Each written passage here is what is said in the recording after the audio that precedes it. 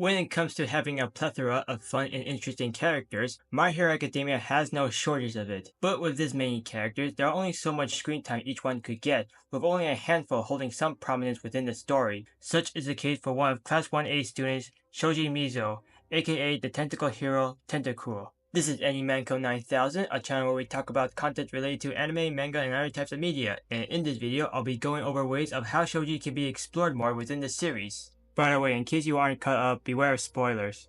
Let's get started. Among the students within Class 1A, Shoji's design is one of the few that really stands out, being taller than his classmates, having 6 arms attached by a web of skin, and always constantly wearing a mask. It almost wouldn't be hard to see that he might be an intimidating figure. Yet despite this frightening appearance, he is something of like a gentle giant. He is friendly and very loyal, and willing to work nicely with anyone. We know that he's also very protective, especially with his classmates, as he's shown many times to come to the rescue and always seem to use his body as a protective shield, taking the brunt of the attack instead of them. Of course, his most prominent trait finally comes out as we get more background of Shoji than we ever got within the series during the final war arc. From here, it's revealed that prejudice against heteromorphs, those whose bodies are altered outwardly by their quirks, still existed at his hometown. Because of this, many of the people would fear Shoji, calling him a monster, even beating him to the point where his face would permanently be scarred. Now, you would think this would be an origin of a villain, but after saving a little girl from being swept away and drowning in a river, using the very quirk that caused him nothing but suffering, the same girl would then thank him. As a result, this one good childhood memory related to his quirk would later inspire him to become a hero, fighting for a world where people aren't afraid of heteromorphs because of their appearance. Now, while this was a very unexpected yet moving origin story for the character, I feel like it could have been better if the very same character was explored more. While he does get plenty of screen time, such as in the training camp arc and joint battle arc, and playing a big role in the final war where he faced against the transformed spinner and successfully stopping the rampage of an army of heteromorphs, it only leaves him feeling a bit underrated, like he was supposed to have a bigger role like some of the main cast of students. I mean, even during chapter 430, we see Shoji getting some sort of ending for his character journey. He could have at least gotten a focused episode about him in season 2 of the anime like Suyo Ashi, or just some small scenes during the workplace training like Kyoka Jiro. What's more, he could probably get more scenes of how he manages to form some friendship with his classmates like Koda and Tokayami. Most of all, an expansion of Shoji's character can align well with the subplot regarding the prejudice against heteromorphs. After all, unlike Spinner, he understands the pain that heteromorphs are going through, but understands that taking such a violent path only makes things worse. Plus, while the subplot itself is an interesting idea, we didn't get enough exposure of it, nor did it have enough build-up that can lead to the event during the final war. So, if given a chance, here are some changes where Shoji's character can be explored alongside the subplot about the prejudice against heteromorphs. At some point at the end of the final exam arc, a mini arc could be added to introduce the would-be tentacle hero. The way the story could play out is that we see some of the students of Class 1A going out to celebrate for finishing the semester.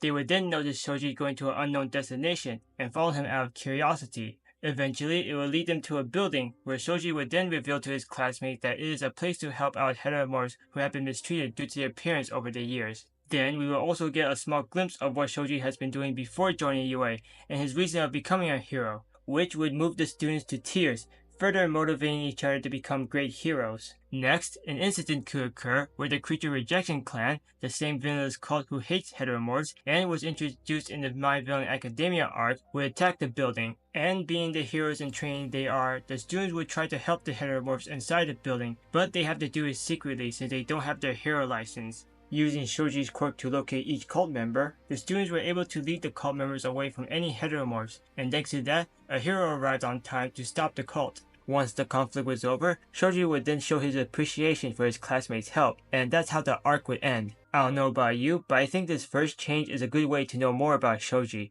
as well as a good starting point to expose the existence about prejudice against heteromorphs. But we're not done, as we could also make some slight changes during the training camp arc, namely how Shoji might encounter Spinner. While I did somewhat enjoy the fight between the two during the final war, it would have made more sense if they had formed some sort of arch rivalry with each other prior to the fight, much like Debbie and Shoto and Uraraka and Toga. The way it could have been done is that after Kurogiri saves Spinner and Magni from 2 of the wild pussycats, instead of sending them back to base, he sends them to the location where the rest of the Vanguard are who captured Bakugo as backup. Spinner would then attack one of the students who tried to save Bakugo, say an injured Midoriya, assuming he didn't know that Stain saw Midoriya as a worthy hero. Shoji would intercept him, chastising Spinner's action. Obviously, this first encounter wouldn't mean much at first, but before Spinner would retreat, it would spark some form of animosity with each other.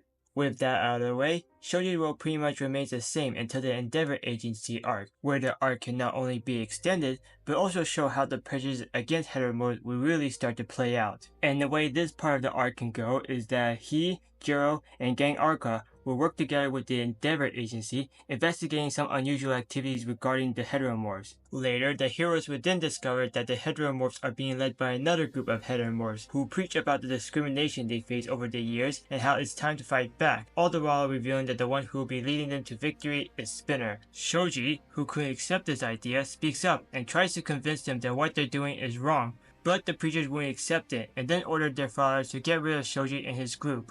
With no choice, they would then reveal themselves as heroes, with other heroes joining in to capture the preachers and their followers. Cornered, we could then get a scene where some of the heteromorphic preachers would then use an enhanced version of the trigger to boost their quirk, which inadvertently caused them to lose rationality and start going on a rampage. Nevertheless, they would still be captured by the heroes in the end.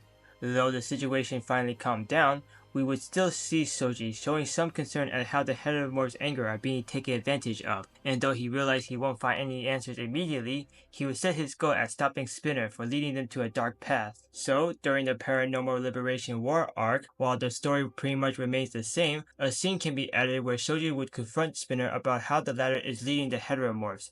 This tension would then carry on with the two fighting one last time during the final war. Here, Shoji's character journey and the subplot regarding the prejudice against heteromorphs should be more impactful as it reaches its peak, as we see Shoji making that same emotional speech, successfully preventing the heteromorphs from becoming monsters they are not, and how the hero named Tentacruel is well known. Okay, so yeah, this is pretty much my idea of how Shoji can be explored more. It's not a lot of changes, but I think it's enough as a good build-up for his character. And even if you are not a Shoji fan, getting more glimpses of his background and his motivation of being a hero, as well as an early encounter with Spinner, would have been a good way of getting more context about the subplot regarding the prejudice against heteromorphs. But that's my opinion. Anyway, that's pretty much it within this video. How do you think Shoji should be explored more, especially alongside the prejudice against heteromorphs? Just comment below, and if you want more content like this, just hit the like and subscribe button.